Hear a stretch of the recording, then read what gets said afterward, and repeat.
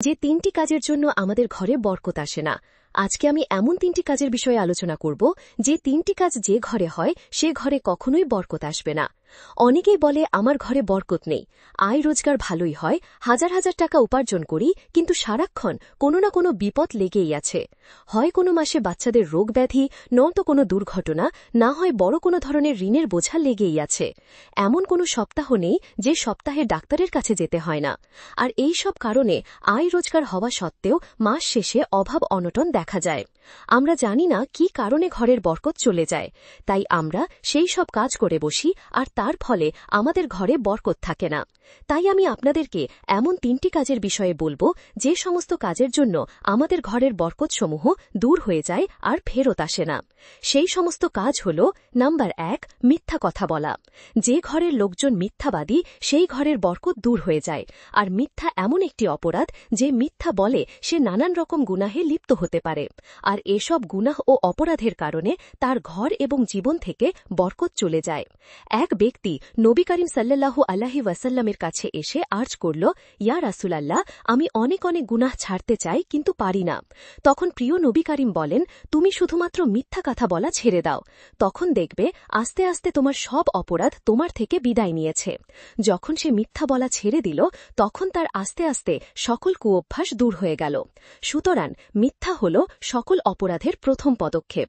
তাই মিথ্যা থেকে বাঁচতে পারলে অনায়াসে আপনি অনেক গুনাহ থেকে বাঁচতে পারবেন, এবং এর ফলে আল্লাহ রাব্বুল আলামিন আপনার ঘরে বরকত ও রহমত নাজিল করবেন। সুবহানাল্লাহ। এবার আসি দ্বিতীয় কাজটি নিয়ে।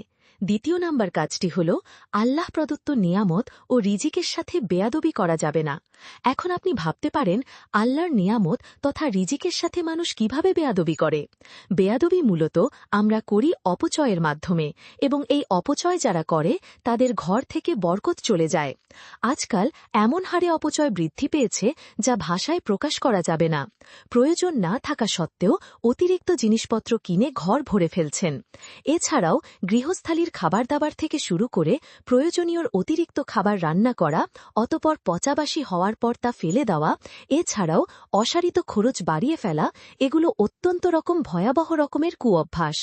আর এই কুঅভ্যাসের কারণে আস্তে আস্তে ঘর থেকে রহমত এবং বরকত উঠে যায়।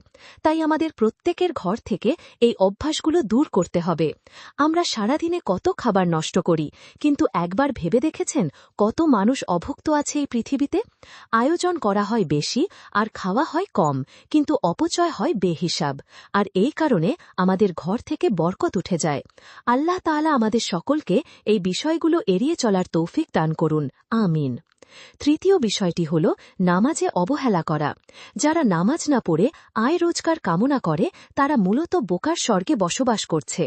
যে ঘরে নামাজ নাই সে ঘরে যতই আয় রোজগার হোক না কেন বরকত থাকবে না।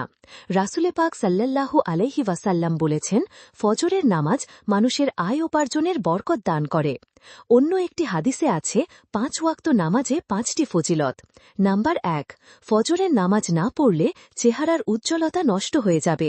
নাম্বার 2, জোহরের নামাজ না পড়লে রুজির বরকত কমে যাবে। নাম্বার 3, আসরের নামাজ না পড়লে শরীরের শক্তি কমে আসবে। নাম্বার 4, মাগরিবের নামাজ না পড়লে সন্তান সন্ততি কোনো উপকারে আসবে না। নাম্বার 5, ঈশার নামাজ না পড়লে নিদ্রায় পরিতৃপ্তি হবে না। অতএব আসুন আমাদের ঘরের বরকত ঠিক রাখতে মিথ্যা কথা না বলি, অপচয় না করি, এবং সাথে সাথে 5 ওয়াক্ত নামাজ আদায় করার চেষ্টা করি। আল্লাহ তাআলা আমাদের সকলকে বোঝার ও আমল করার তৌফিক দান করুন, আমিন।